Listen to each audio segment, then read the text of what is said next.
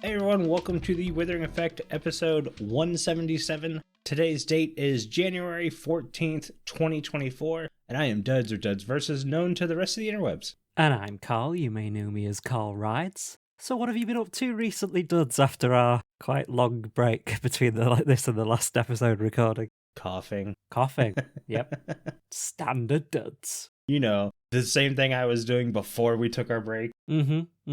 I've done a couple things. I did some single player. I don't want to call it burnout, but I've definitely been suffering some creative drought. And it was pretty rough. I didn't want to make videos. I didn't want to build anything. So the way Minecraft works for me is I have to be inspired. I have to be able to visualize something in my head before I can start building. And that's really good and all. That's what allows me to be able to build in survival mode instead of like a lot of people are building in creative mode and they bring it over to survival mode. Yeah. I'm not that kind of player. I'm very much a survival player. If I do it that way, I kind of feel like I'm building it twice, and that just annoys me. Yeah. The ability to envision how I want it to end up before I even start usually helps, except for when it doesn't. When you can't envision anything, you can't build anything. This is true. I went through a lot of that, especially right around Christmas time. The Christmas episode, a lot of that is because of Liv and Aerington. They really helped out on that. If they hadn't stepped up and Lucy hadn't come up with such a great poem, my build would have been pretty bad, just putting it lightly. So yeah, I did that. I played some single player, a lot of just kind of like caring for the homestead and making sure the farms are working correctly, planting stuff and all that. But doing stuff like that helps. Just placing blocks, even if it's kind of meaningless, helps me. Yeah, it helps you get back into the vibe, doesn't it? You know. Right. Yeah, I didn't have any real inspiration, but it got me wanting to play the game. I didn't dread starting Minecraft anymore. So I went into my creative world and like was looking at some designs. Sometimes it can be just the way I've built a pillar, and that alone's enough for me to design an entire base around. I didn't have anything hitting me except for Ripple Season 4, my starter house. Do you remember it? Oh, yeah, yep. I loved that house. It was a good one. Yeah, it felt like a home, which is something I don't get in a lot of my bases. Like, I build bases that I'm very happy with, but not all of them feel like a home. Yeah, they're more sort of industrial. Like, this is the same for any, like, massive base. It's more of sort of an industrial complex that's got, like, a bedroom somewhere within it. Right. It doesn't fit. It's not like it's got like a living room and a kitchen and a bathroom and a bedroom. It's like it's got farms and storage and stuff. It's more like a business premises than an actual house most of the time. My Ripple Season 2 felt like a home to me, even though it was very industrial. Yeah. Ripple Season 3 was just, it was just out there with how I built things. And then Ripple Season 4, that house felt like a home. And I was like, I just want to build that house again. I loved being in that house. And me, obviously I can't just make the same build again. So I started designing a more grown-up version, is what I'm calling it. Like, if this house was like 8-year-old duds, this is what this house would be at 18-year-old duds. And I show it in my video. I do have a video coming out tomorrow, which will have already come out by the time this airs. But I show that house in creative mode. And then I show it when I built it in survival on Channel 64. And you can see it is the same house, just upgraded, which I'm very happy with. I really like how it came out. It was super exciting to be able to envision something. And I show like, hey, when I am in creative and I am designing stuff, I'm not designing the whole thing. I'm just doing a couple walls and figuring out roof lines. And then I go. Yeah. I feel like a lot of Minecraft videos don't walk you through that process anymore. They're just kind of like, I did a 2-minute time lapse and now we're going to go bug off for like 18 more minutes doing random stuff. I spent 10 hours building this. Here's 20 seconds. Right. Let's go play minigames, or let's go and prank someone, or whatever. Yeah. And that's totally fine if that's the way you want to do your content stuff. But I'm not that kind of person. And I really enjoy watching someone build and hear why they made certain choices. So I've been gearing my content towards that more so than the normal stuff. Yeah. And I did a lot of that in this episode. Nice. Looking forward to seeing it. Hopefully people enjoy it. You definitely hear how sick I've gotten. in that episode. Was it recorded over quite a while then? Yeah, it took 2 weeks to get the episode out. Right. So it's sort of you getting better over that time as well. Yeah, there were a couple days where I just couldn't stop coughing to save my life. Mm-hmm. Like, it'd be every 30 seconds I would cough. So it was really hard to record on those days. Yeah. So I'd be like, well, I'm just going to time lapse in these days. And then I'm watching the footage back and I'm like, it's too much time lapse. We don't need all this. You get the gist in the first time lapse. I shouldn't have 3 time lapses in here. So I would just cut it out. Mm-hmm. And then I got really sick. Thursday of this week, I drove to work not feeling right. About 30 minutes into the work job, I got real dizzy and just like cover your ears if you're squeamish, like just vomited majorly. Ew. I was like, holy cow, what is it? Because I don't get sick easily other than my allergy cough. Mm-hmm. That's the only thing that really happens. I was like, what is going on? And I ended up having my dad come to my work and drive me in my car home because I couldn't drive. I was so dizzy. Turns out I have really bad vertigo. Okay. That's heights though, isn't it? Well, no, it's just your equilibrium being off. Okay. The way I can equate it to people, if you're an adult, it's like being drunk and there's no sleeping it off. Ooh. So for like 2 days, I was very dizzy. Yeah. And nauseous. There's no playing video games. Can't do that. There's no watching TV. There's no scrolling on your phone. There's no reading a book. I can't do any of that. All that stuff made me nauseous. Jeez. So I just kind of sat there and I looked out the window listening to the radio and the TV. Oh, I've just got this picture of you in my head in like a rocking chair just staring out the window. You can't do rocking chair because that's dizzying. Oh, yeah, true. Yeah. Yeah, it was very sad. The good news is, I went to the doctor. They couldn't get me until 7 p.m. on Thursday. I go in, and they tell me I have vertigo. They give me some medicine, but she goes, try these exercises first and see how they do. And it turns out the exercises were great. No. I haven't had to take any medication. That's good. Well, when she told me, like, hey, when you take these, you're going to get really sleepy. You're going to pass out for a while. It's like, I don't want to take anything that does that. Yeah. Anything drowsy, not good. Yeah. But I'm over that. I'm going back to work tomorrow. Saturday, I felt like 98% fine. It's just if a light hits me in the eye while I'm turning my head and flicking my not eyebrows, but your eyelids, that kind of still gives me a little, woo, hold up. Yeah, I'm good to go. Good to hear it. What about you? What have you been doing? Looks like lots of stuff. That's not even all of it. I've been continuing with my James Bond rewatch that I've been doing over the last year. I do like 3 or 4 films and then I get bored and take like 6 months and then do 3 or 4 more. Yeah. I'm up to License to Kill, which is the last Timothy Dalton one. So I've got Pierce Brosnan and Daniel Craig to go. So I've been doing those. The reason I started this was I wanted to get better at writing. I'm not the best writer in the world. So writing film synopsises and reviews is really helping me. Also fun to watch the films back from the days where you kind of remember them, sort of, bits of them. Actually, watch them all back and see what you like and don't like about them. So that's really fun. I've got a few to go, but some of the ones that I've really liked have kind of surprised me because they were the ones that I remember being rubbish. So that's really fun. So I've actually got the poster with all of the posters on of the 25 films. So I'm going to put the rankings on there when I finish it. Nice. I'll leave a link in the show notes to anyone who's interested to the link to it. Minecraft-wise, I've been playing a little bit of Decked Out too. Now, we wanted to try and put it on our Patreon server, but there's a mirage of technical reasons why we can't. Yes. That has nothing to do with Bisect. It's to do with how the server's set up. There's no real demand from our patrons for it. So we didn't want to completely re-architect the server to be able to do it.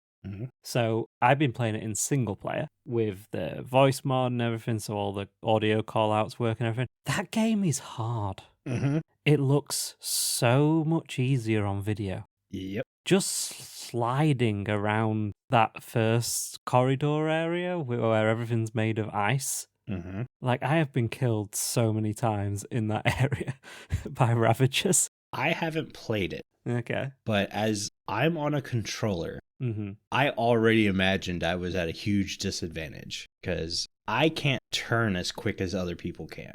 Yeah, I don't use a mouse either. I use a big trackpad Yeah, you're a weird one too. because I don't like using mice. I prefer using my fingers on a trackpad because I'm used to MacBooks. Hmm. So when I got a desktop, I was just like, I'll just get the big trackpad because I'm used to it. And that's what I've always used. It's good for like in games where you like have to turn quite quickly because you just scrub your finger across it rather than like trying to move the mouse. But even so, like keyboard and sort of mouse, like it's really hard. Just that opening area.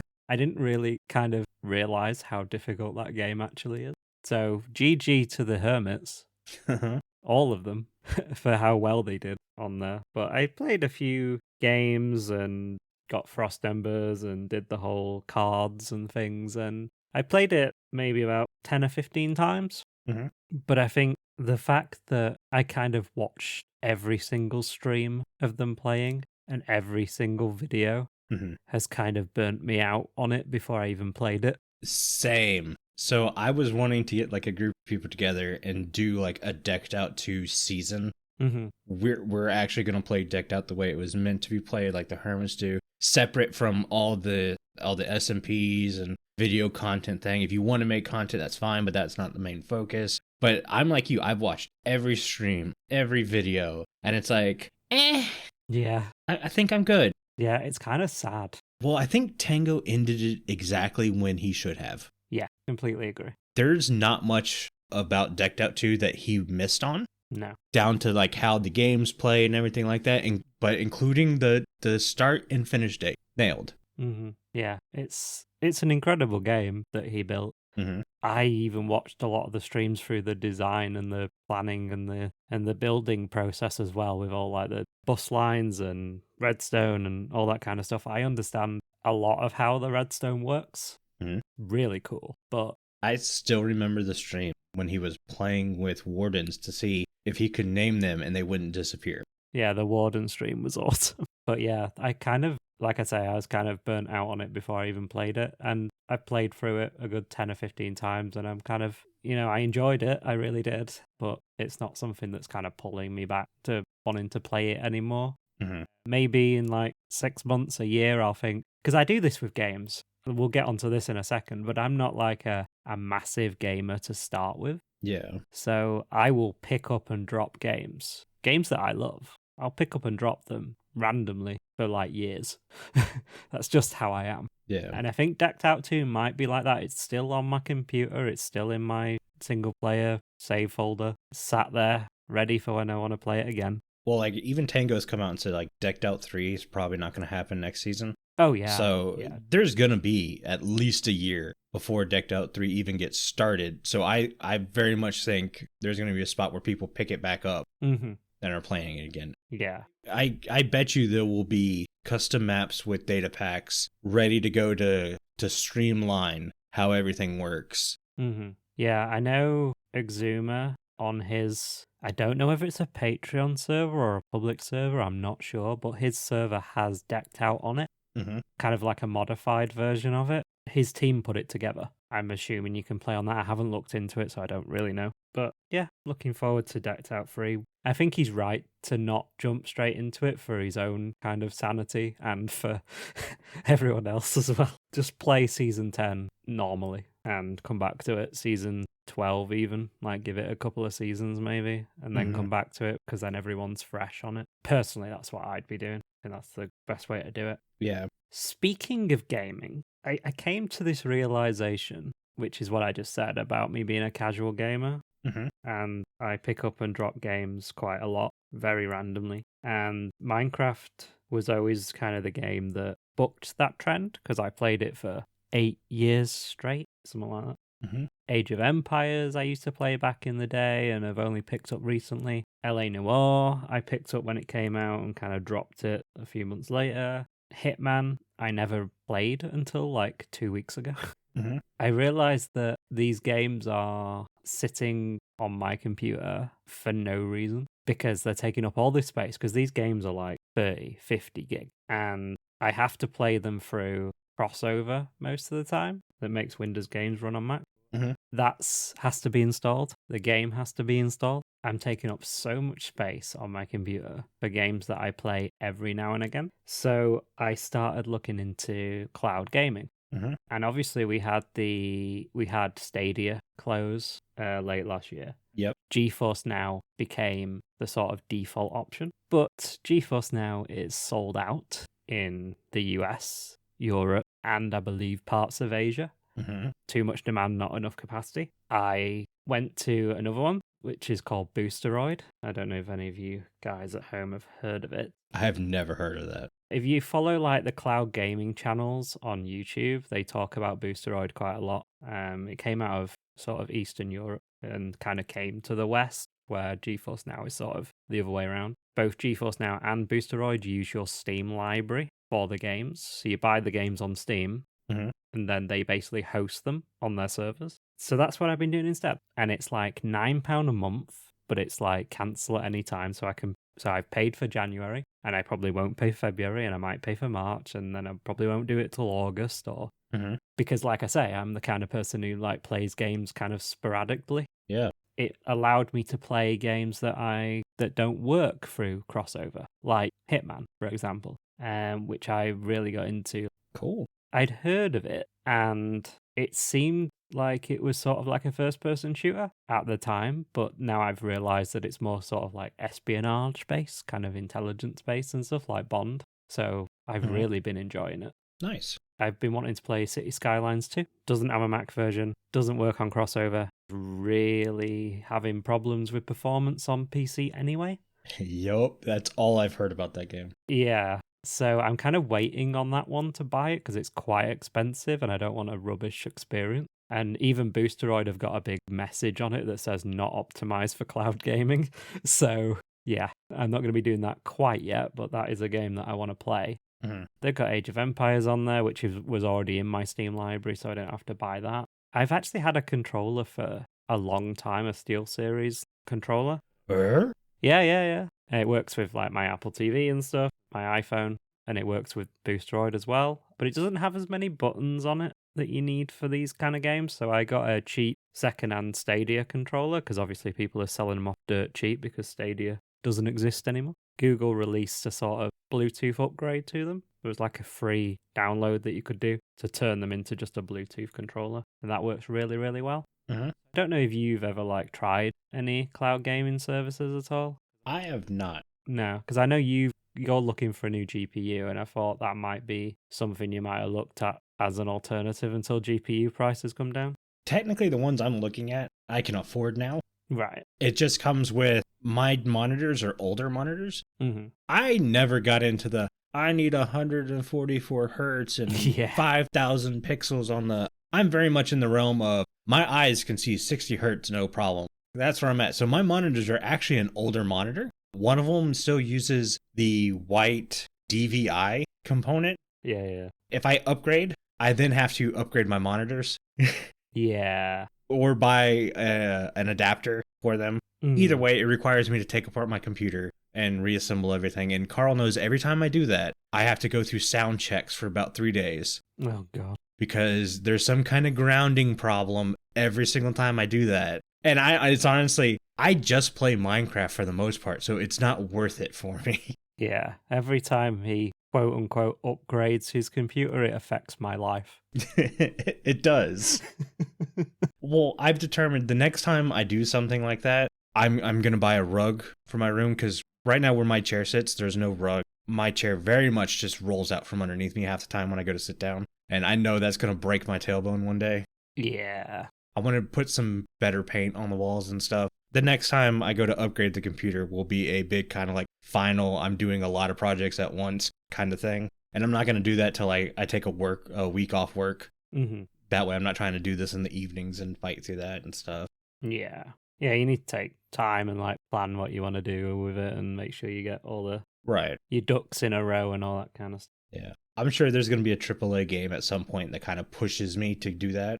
But yeah, cloud gaming's actually like surprisingly good with like latency and video performance, and it's surprising how well it actually works. I'm happy with that for now. If you're someone who like games constantly and has the latest titles and plays every day and stuff, it's probably not for you. But if you're like a casual gamer that like picks up and drops games all the time, Right. try it out because works surprisingly well. Should we move on to the news? Let's do it.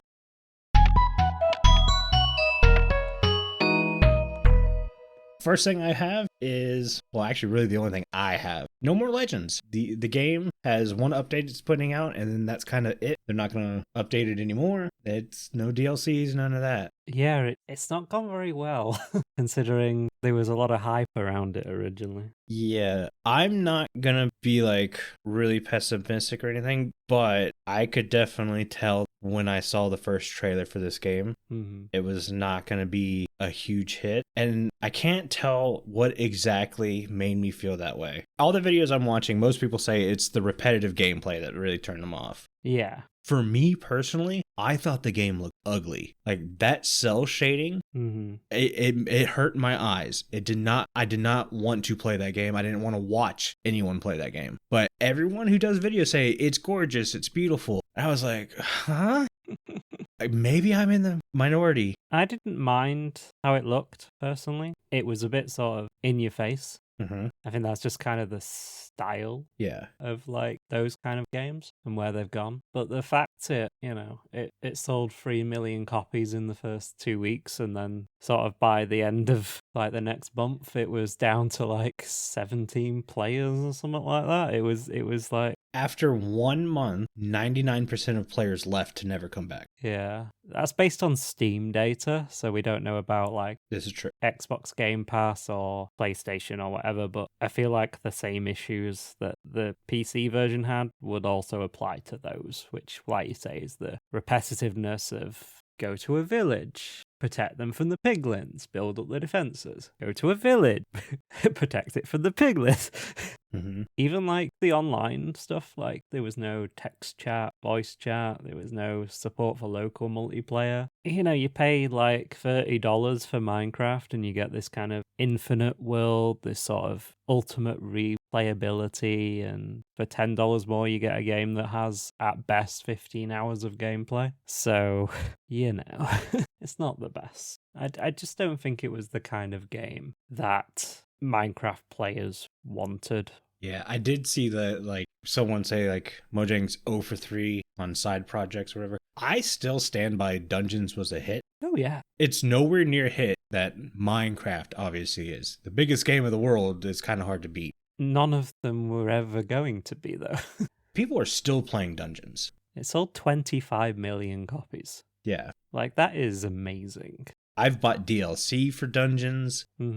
Like, it's a pretty fun game. It's a shame, kind of. I just think that Microsoft decided that they were going to use the Minecraft name to try and sell other types of games. Yeah. And yes, they use the IP and stuff. They use the piglins and stuff like that, and they use the kind of broad style of, characters and things. But at the end of the day, they're totally different games. They just tried to use the Minecraft branding, in my opinion. Dungeons, I think, was a big success. Like it looked awesome. Even the gameplay was like really good and kind of fitted the Minecraft style a bit more than Legends did. And I think Minecraft Earth, which is the other one that quote unquote failed, came out in 2019, I want to say. Yeah. Obviously that got hit by the pandemic. It's a game where you go outside and you meet people and you build together using augmented reality. And then everyone was told to stay inside for 12 to 18 months. Yeah. And I think also at that point, AR wasn't as mainstream. I would even say today it's not very mainstream. The phones that were most able to take advantage of it was iPhones. The Android phones that were around at that time, although they could do some of this, it wasn't as well optimized as it was on iOS. And I think that kind of limited the market because Android is still a big part of the mobile ecosystem. Yeah, take that, Apple user. Calm yourself, boy. Well, I have a Samsung S20, and I basically got this one because this is the one they offered for free. Yep. when I upgraded, and it's definitely aged and stuff. But at the time, it was like, hey, this is a flagship phone. This is the comparable to the iPhone. And it really was. But it didn't take advantage of AR. Mm-hmm. So Minecraft Earth came around. I couldn't do that. Yeah. And it's like, well, this is still a pretty brand new phone. And granted, like, I think the very next model had a bunch of AR features on it. But by that time, AR had gone out of fad. Apple were definitely the first to it, and their implementation of it was really good. Like, I played a few AR games, and they were very well, optimized, and they worked really well. But it was just a handful of iPhones at that point that had the ability to do it. Yeah. I just think Minecraft Earth suffered from an adoption issue with AR and obviously the social issue of the pandemic. I don't think that game was fundamentally a bad idea. It was just the timing was way off, which was unfortunate because I think on the kind of like back of the success that was Pokemon Go, I think they had a real chance to make it a big success. Like I said, those factors ended up with it being cancelled 2 years later. I'm surprised it took that long, to be honest. Yeah. I'm surprised it was only discontinued in 2021. Maybe they thought they could fight through the closures and stuff. But yeah, I don't know. They don't seem to be able to keep these side games going long term.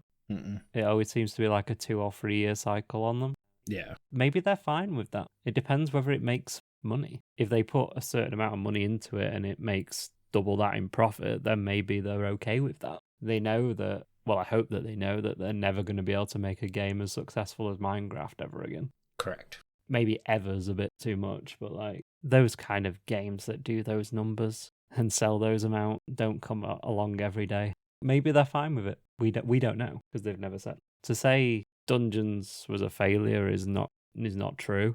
Earth had its own issues, and I think Legends is just the wrong kind of game for the audience, and I think the repetitiveness of it was a big turn-off for people. Yeah. Talking of Google killing things, as we were talking about with Stadia earlier, this is something I kind of miss.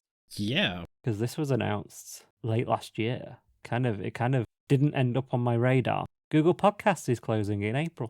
Which is crazy. I use Google Podcast. They want to migrate everyone over to YouTube Music. Yeah, I did see my YouTube Music get updated to include podcasts now. Mm-hmm. I also use Podcast Addict. Yeah. Because a couple of the ones I listen to, it was the easiest one to set up the Withering Effect RSS feed. Mm-hmm. We have listings on every platform that we can. You guys who use Google Podcasts, I'll leave a link in the show notes to Google's migration instructions of how to like take your library out of Google Podcasts and into at least YouTube Music. I don't know if there's other options on there. I hope that there is, like Spotify or Stitcher or whatever. Is Stitcher closed now? I don't remember. I think so. Yeah, they're closing left, right, and center, so it's hard to keep up with. But we've set the YouTube version of the show as a podcast, so it will show up on YouTube Music. Mm-hmm. You guys who want to transfer from Google Podcasts to YouTube Music, you can do that, and it will be there for you. I will say you can sign up for YouTube Premium for like $13 and you get YouTube Music for free. Yeah, YouTube Music by itself is like $10. Mm-hmm. So for like an extra $3, you can sign up for Premium. I just did that in December. Mm-hmm. I had YouTube Music and I was paying for it, and then I realized Premium was like $2-3 more. Yeah. So I switched over to YouTube Premium. But I think the podcast section of it's free anyway. Yes. Yeah. But I think you might have ads. I don't know. No idea. I just literally found out about this an hour before we started recording. Wow. This was news to me. So you guys who use that, pick where you want to go next, and hopefully your library can be moved there pretty easily. I think Google Podcasts is like our third biggest. Mm-hmm. I know there was a good bit. Yeah, because it goes Spotify, Apple Podcasts, and then I think it's Google Podcasts, and then Audible and Amazon after that. There's options out there. Mm-hmm. Should we move into our polls? Let's do it.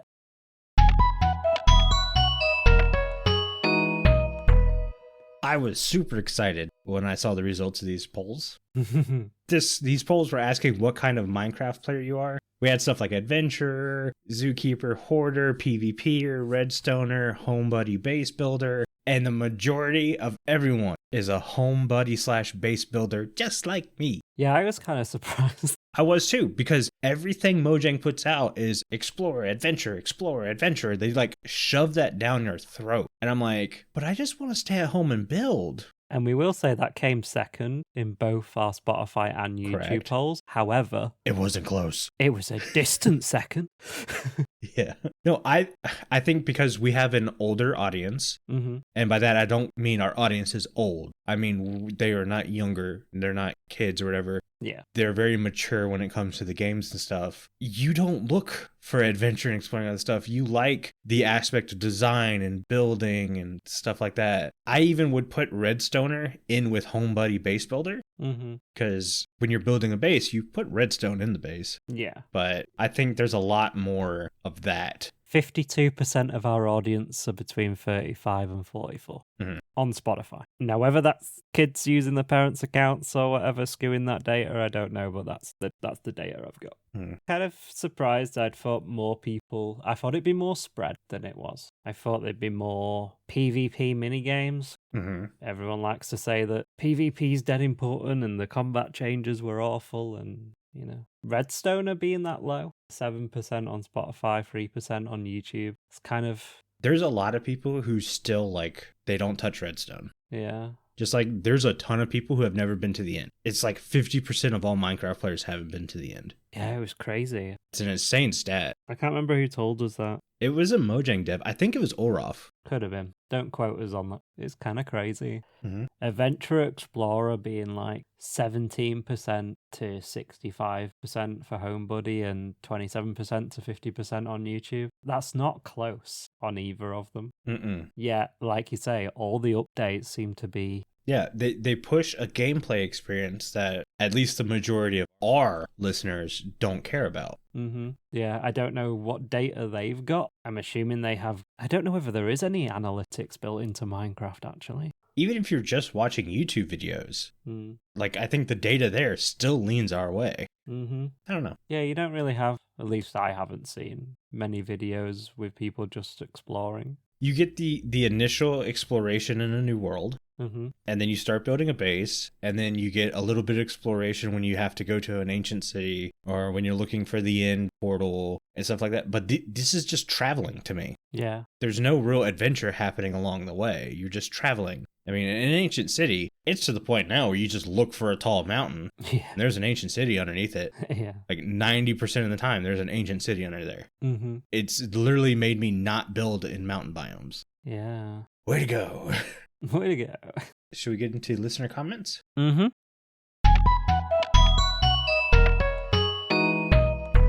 The first question comes from Jesse W. They ask, if there's a combat update, do you think the fletching table would get updated? Short answer, yes. Hope so. And do you think some of the mobs will act differently? Maybe zombies having a horde mindset? Zombies already have a horde mindset. If you attack a zombie, other zombies start spawning. Yeah, or, if your base is on a mushroom island and you turn around and there's 20 zombies coming at you, that's scary. Especially at night, I know, because this happened to me. This was a few days into Ripple Season 3. It was a few days into that server, so I wasn't exactly packing, diamond swords and stuff at that point. And also, if I'm right, zombies can see players from a further distance than other mobs. Yeah, I believe so. Which gives them that horde mindset already. Creepers can flank you as a small group. I think that's too OP. Yeah.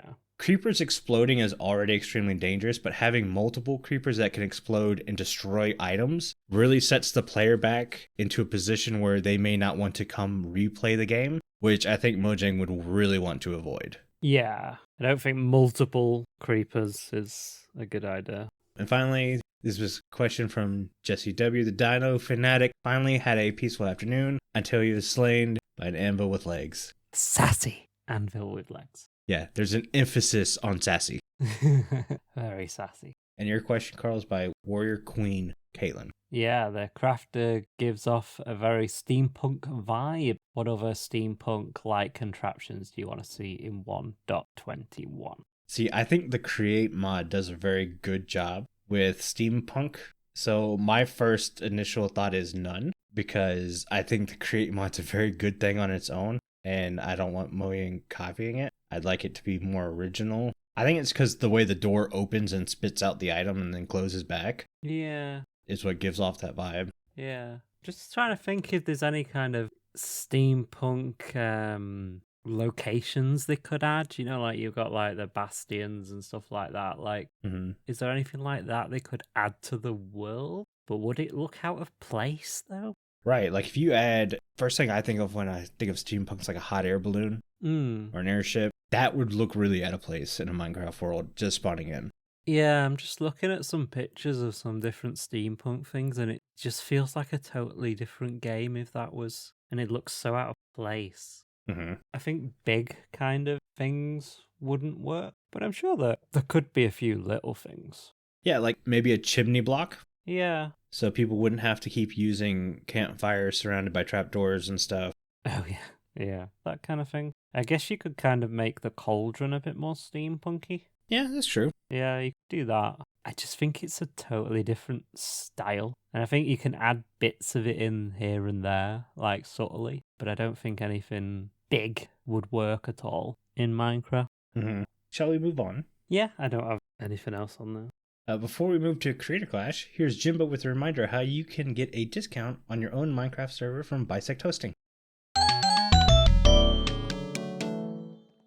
You can get a discount on your own Minecraft server through our partnership with Bisect Hosting, offering our community 25% off any game server for their first month. This is for new clients only. Visit bisecthosting.com/TWE and use the code TWE at checkout to receive the discount.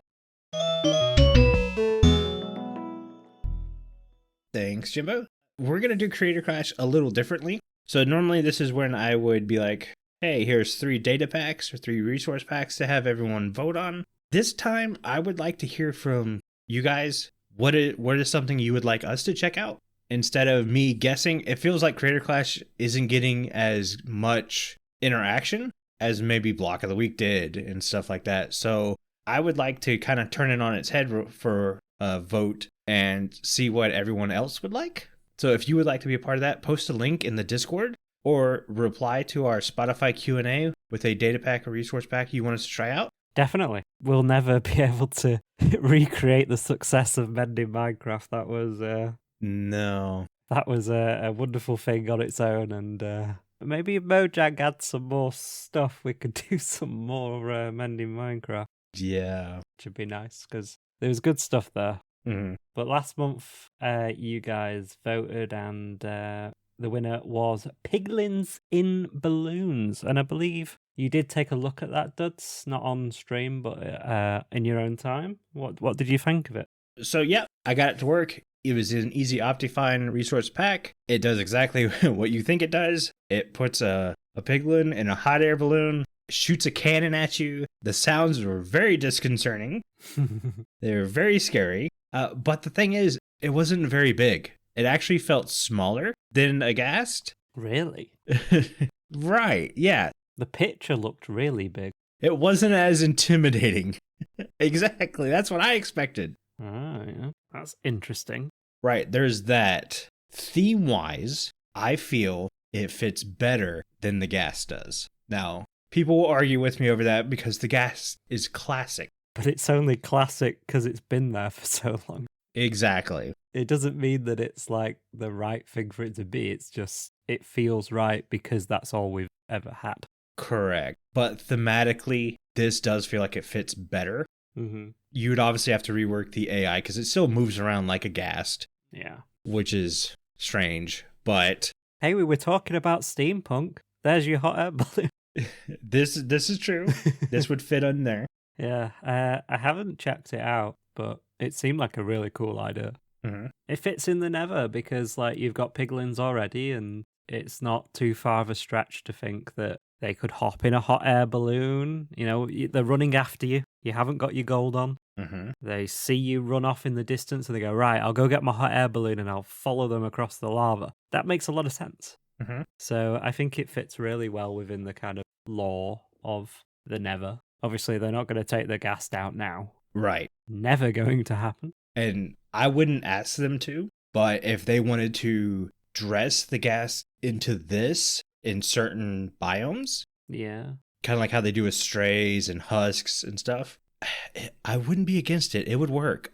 I'd have no fault. Maybe just in the Crimson biome they do that, or because they spawn in never wastes gas, don't they? More. Mm-hmm. So you could keep the gas there and then have these maybe around the bastions even. Yeah. You know, within like 50 blocks of the bastions, there's always a hot air balloon up there as sort of security. Yeah. That could work really well. Mm-hmm. But yeah, I'd love to see it in the game. I think it's a great idea, and props to the developer of that resource pack. It really fits the game. Mm-hmm. Is it time for our main topic? Yes, an hour into the show. So expect it in April. Dear, no, please no.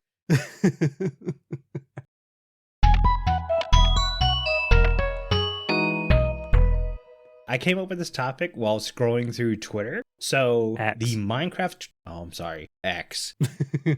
The Minecraft page itself posted a caption that says, "What Minecraft opinion will have you like this?" And it's Steve leaning up against a wall with a bunch of swords pointed at him. So basically it's your version of a hot take. It's time for hot takes.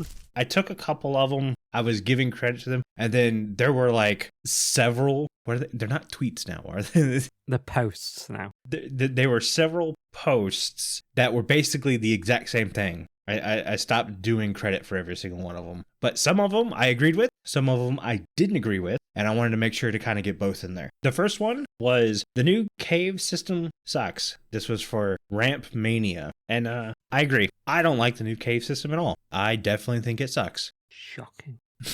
No, I agree. It cuts through the terrain too much. There are holes in the ground everywhere, which is super annoying. The spaghetti caves give so many areas for mobs to spawn, so it's extremely hard to get underneath there and light everything up. It's just not good. I still go down and cave like I've been caving since 1.8. So it really didn't bring anything new other than some new blocks. Yeah. The blocks were really good, but Moss is awesome. I like how easy it is to get clay now. Glowberries is sweet. Generation sucks. I'm not sugarcoating that one. Sorry. yeah, it's not the best. And they spent so long on it as well. Right. When they could have been doing other things, in my opinion. But This next one's a tweet by Toxic Plays. Post by Toxic Plays. And they say, the progression to get netherite tools and armor was good before the addition of the upgrade template. The upgrade template just adds another layer of difficulty to obtaining netherite tools and armor that is unnecessary. Agreed. I get why they added it. Yeah. It's a continuation thing with the smithing templates and all that stuff. But the fact that you now have to travel to a bastion, Mojang's very much in this mood lately where they're forcing you to go places to progress in the game. And to me, that's not real progression. You're hiding progression behind a travel wall. I'm not getting better at the game. I'm just traveling further. You're turning an open world game into an objectives game. Yes, that's exactly it. This is kind of takes me back to Hitman. It's like you've got these objectives that you've got to hit before you can leave the mission. Mm-hmm. Like you've got to take this person out, you've got to collect this flash drive, you've got to make it look like an accident, or you've got to poison them or whatever, and to progress within the level. And that's what it feels like Minecraft's doing. To be able to upgrade this armor, your first objective, you've got to go to this place. Your second objective, you've got to acquire this. It's an open world game. It's not supposed to have objectives. Mm-hmm. It's supposed to lay everything out and go, you play this game how you wish. Where I feel like they're trying to structure a path through the game more and more with these things. Well, I definitely feel players have lost the abilities to structure themselves, and they really need stuff spoon-fed to them to enjoy the content. And I'm not trying to be like disrespectful in that way. I'm thinking a lot of games have been made where it's a linear story progression. Mm-hmm. And everyone's just gotten so used to that. When they go back to a Minecraft, which again has been out for forever and is very free and open world, it takes you back a little bit. You're like, oh, hold on. What do I do here? What do I do now? Yeah. Well, that's the kind of thing. It's like you go on YouTube and there's loads of videos that say, what do I do next in Minecraft? Mm-hmm. What's the top 10 things you should do when you're bored in Minecraft? All those kind of videos. Yeah. So it's kind of like, in a way, like you say, because of the way games have been structured, a lot of them anyway, we've kind of lost the ability to think for ourselves in a way when it comes to games. I mean, I've had it where I've been playing Minecraft and I kind of log in one day onto Ripple or whatever and think, I don't actually know what to do today. Mm-hmm. Maybe if I had an objective, maybe that would help. I don't know. It's kind of a double-edged kind of thing. Like you kind of want a little bit of structure just to sort of give you a push in the right direction, but at the same time, it's not really what the game is about. Yeah, it's kind of strange. I get why they're doing it, but there should be multiple ways of doing things. You should be able to either put resources into something that you can do at home, or you can go out and get something which saves your resources. Maybe something like that.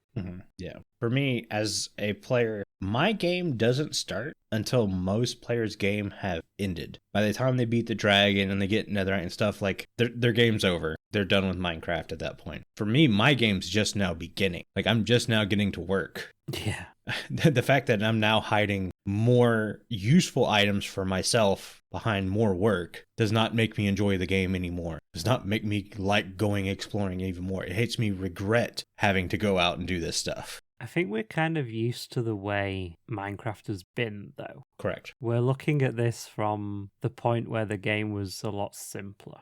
I feel like people coming to the game now or in the last 5 years would probably have a different opinion on it all. For sure, yeah. Yeah, I think we're kind of we kind of long for the days when it was simpler to do everything and there wasn't, take the villager update, for example, with the biomes being locked to books. That is a hot take that we will have later. I bet it is. But here's one that works with that. A lot of people do not like the way how Elytra has changed the game. They'd prefer Elytra to be removed from the game. Whereas someone who joined the game just as the Elytra was added, I completely disagree. Correct. Same here. I remember what it was like moving around the world without Elytra. Yeah. I remember what it was like building without Elytra. Everyone had a jump pad, so when you fell off your tall structure, you would land safely. Yeah. I remember having an Elytra and having to use the punch bow. The punch bow technique. Yep. You looked like a porcupine every time. Yep. And then when they added the firework rockets to it, I was like, yes, come on. And you could actually properly fly places. I remember having to go through deserts and forests and that to find a particular type of wood and get some saplings, or doing that in the very early days of me playing the game. There were minecart rails everywhere. Yep. Every plains biome just had this big minecart track all the way across it. Yeah. My next one is from Flip. They're saying, survival Minecraft wouldn't be as popular without mending and netherite tools not breaking as fast. Agreed.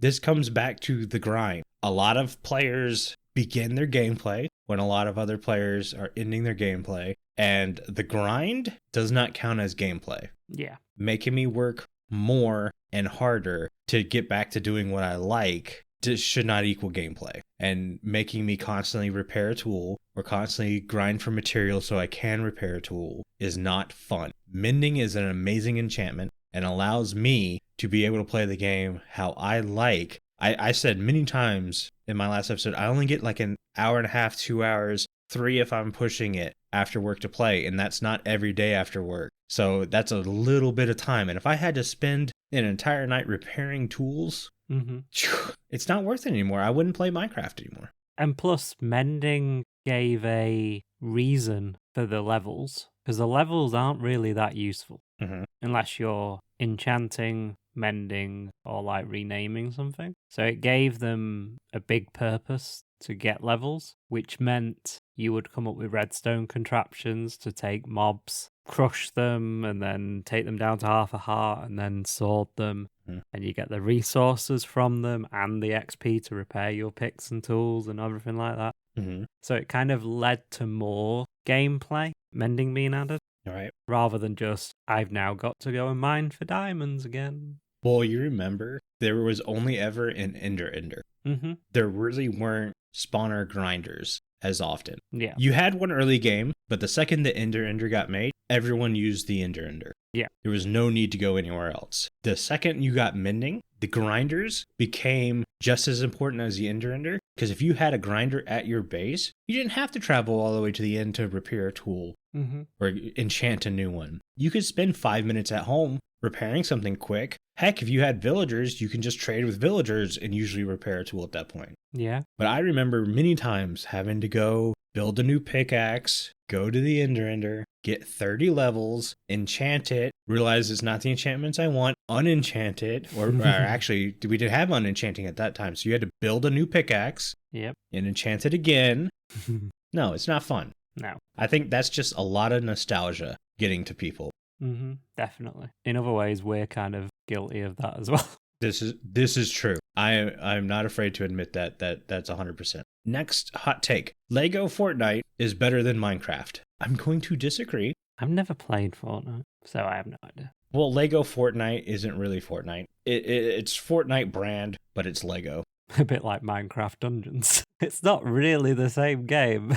It's just branded that way. Kind of, yeah. Yeah. Lego Fortnite is not as integrated with certain mechanics as Minecraft is, but Lego Fortnite puts out updates like that. They don't have to wait an entire year for an update. They don't wait weeks for an update. They notice something's wrong with the game, fix the next day. Players are asking for certain things, next day. So it's like, yeah, these changes can be made fast, and that's where Lego Fortnite demolishes Minecraft. Not even close. But Minecraft is still the better game, at least in my personal opinion. Here's a hot take. Okay, coming in hot. If it would improve updates dramatically, I would be prepared to pay for them. Yeah, I've already said that. I'd be willing to pay for DLCs if we got more content and they came out quicker. I'm not going to pay $40 for a DLC every 2 months. No. So there is that. We always hear that, like, the updates are getting smaller. I don't think anyone could deny that, including Mojang. And a lot of people go, well, they are free. Okay, then, charge for them. Yeah, I hate that argument too. Well, it's free. And it's like, well, it's always been free, so I get it. But that's not saying I'm not willing. I'm willing to pay $15 for a very good DLC. If you want to bring out a Nether overhaul DLC style for $15, I'm going to buy it. Yeah, that's where your money is, Microsoft. But the thing is, if you're going to charge me $15 for 121, I'm not buying it. Yeah, definitely not. 121's not a very good update right now. I know that might get a lot of backlash or whatever, but the whole trial chambers does not interest me at all. The Deep Dark did not interest me at all. No. And see, those are the kinds of things that, like, well, now where are we at? Some people are buying updates and DLCs, some people aren't. Yeah, it gets to the point where you're kind of like talking about stuff that a percentage of people haven't got access to. I kind of think that's how we are anyway, because there's a lot of servers that are still on older versions of Minecraft. There's people that still play older versions of Minecraft. Right. I don't actually know. I don't think Mojang has ever like disclosed this information, but I would love to know what percentage of active players are on the latest version. Right. Channel 64 isn't. What percentage of people are on 1.8 still? Yeah, right. Yeah. Because I bet it's a lot higher than we'd imagine. That argument kind of works and doesn't, saying, well, if you charge for it, it's a barrier to entry. And yes, maybe it is, but what we're getting is not that great. You know, I would have stopped paying for updates at Caves and Cliffs Part 1. Yeah. After that, I wouldn't have paid for any of them. That's where I'd still be now. If they went, you know what, it takes money to develop these updates, and we've only got a certain budget. If we charge for them and we get, 5% of the player base to pay for it, then we'll earn this amount of money, and that allows us to put more time and effort, more wow into these updates. Because we've actually got to sell it.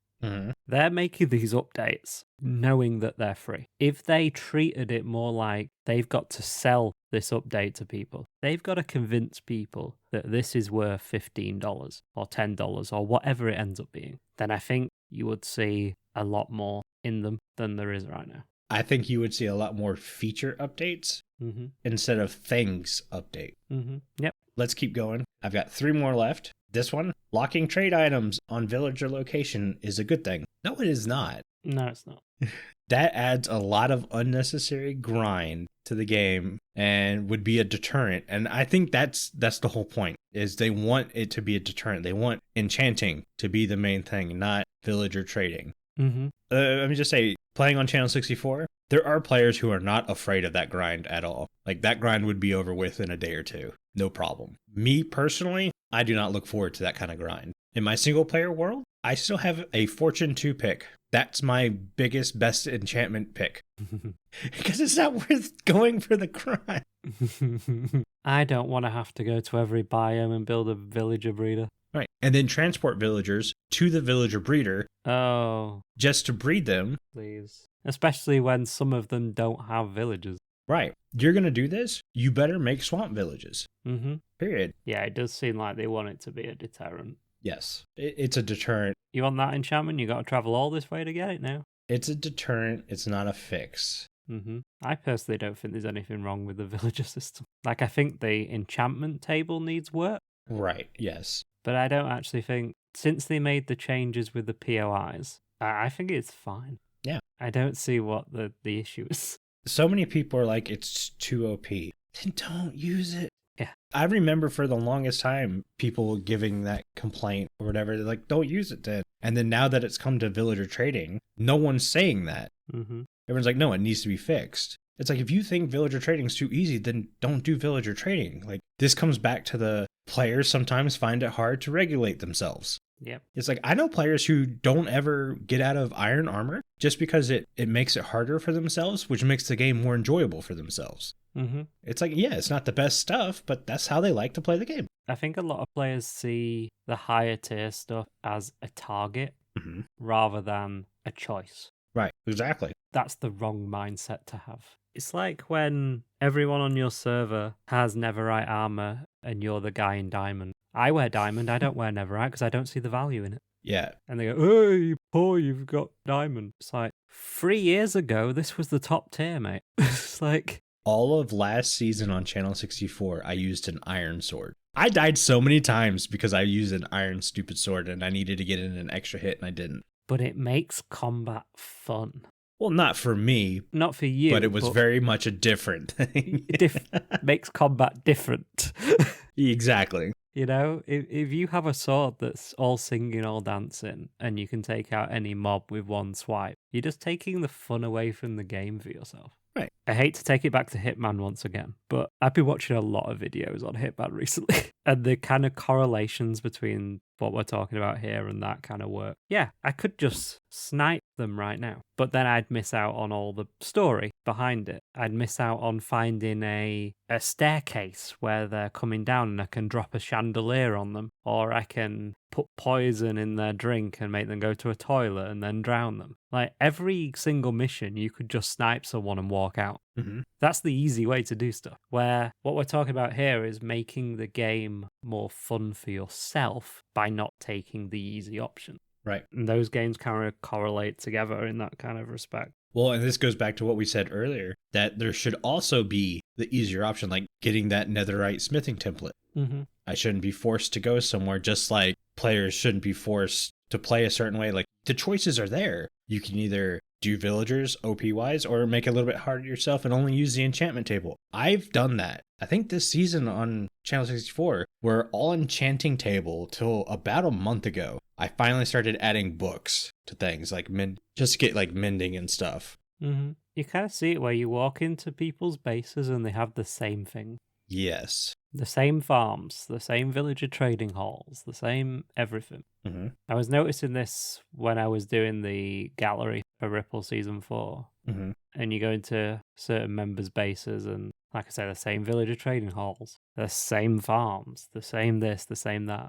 And I will say, if that's the way a person wants to play, they should be allowed to play that way. 100%. But I feel like the game is designed to push you in a certain direction these days. Mm-hmm. There should be options. Everything should have 2 ways of doing it. Right. An easy way, where you pay a little more for it. Or game knowledge helps you get to the easy way. Yeah. If I could stop using lapis in the enchanting table by going and finding a lapis shard in this faraway place, I'd probably do it. Because I don't collect a lot of lapis. Like, I've never had big stockpiles of lapis. So when I'm trying to use the enchantment table, it's like, gotta spend lapis again. But that's what I'm saying. 2 different ways of doing it. The easy way is shove in some lapis and it'll eat through it. Or you go on this mission to get a special key to not have to use lapis anymore. 2 different ways of doing it. That's what everything should have. Because it's an open world game. I get there has to be a progression kind of tier system. But the way you go about implementing that, you could either do it in a way that they seem to be going down, which is this is the path through the game, or you give people options to kind of split out in different directions. And then from those, they split out in other directions. And everything's got a choice to it. Rather than feeling forced to do something, you have the choice of A or B. Which one do I want to do based on where I am within the game, what level I'm at, how much time I've got to invest in it, and all those kind of things. Next one. Mojang should stop with spin-offs. I kind of agree with this, and I kind of don't. It's not Mojang that's doing the spin-offs. It's usually another company, and Mojang just assists with the spin-offs in, like, when it comes to design aspects and things like that. Like, we know the piglins were introduced from a game. That wasn't a Mojang thing. They introduced them together. Yep. So, like, stuff like that's very cool, and I do not want that to stop. The only reason I would want the spin-offs to stop is if Mojang's doing more than just helping with a design aspect. If they're pulling resources to help with spin-offs, and that's the reason we're getting such lackluster updates, then yes, please stop the spin-offs. Yeah. I don't think that's what's going on. Doesn't seem to be. Legends was made by Blackbird Interactive. Right. Alongside Mojang. I don't want Mojang to stop swinging because we got Dungeons, which was a hit. Yeah. I love Dungeons. So there might be another game right around the corner that's another hit. So they should definitely keep swinging. Unless it's taking more resources than we think away from the Minecraft game. Then yes, please, for dear Lord, stop. But I don't think it is. So keep swinging. Yeah. Last one. The final one is vanilla cannot be modded under any circumstance. True. I've never played any modded Minecraft, so. I haven't either, but I've watched a good bit of modded. In itself, modded is just an add-on to the vanilla game. So therefore, it will always have more and allow you to do more than the vanilla game. So therefore, it can't beat modded. That being said, if you really want to get down to it, it's a personal opinion. I prefer vanilla over modded. That being said, I've been really wanting to play Create Mod. I have the Create Mod set up on my system. I just have to get around to like, hey, do I want to make a video out of this or do I just want to play? I like that modded is an option. Yes. I like games that support modded. Prison Architect has a great modding system. They can add things in that a little developer like Introversion Software can't. Like there was one where they turned the delivery trucks into helipads and they had like military helicopters landing with supplies and stuff. That's the fun things you kind of get with modded. There was another one where someone had made an entire basketball game with counters and everything and proper ball physics and put that in Prison Architect. Modding's really cool. I'm glad it's supported at least in Java. But yeah, the vanilla game is your king. Yeah. And modded is the sprinkles on top of the cake.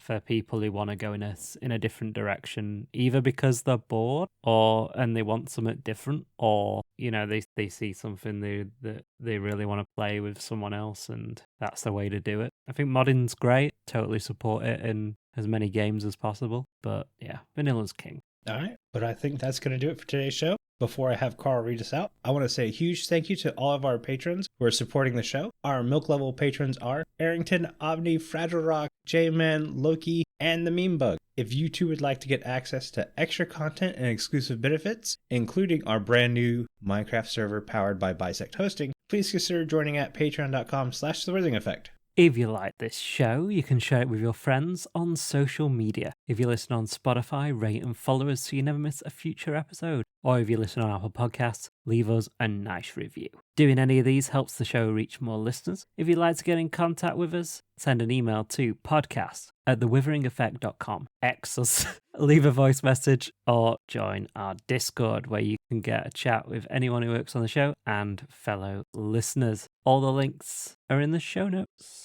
This show has been brought to you by our digital producer Carl and myself. The amazing music you hear throughout the show is created by the one and only Decoy. Everyone's social media info can be found in the show notes. You guys have been awesome. Thank you so much for getting Withers with us. You should probably go drink your milk now. Bye. See you guys.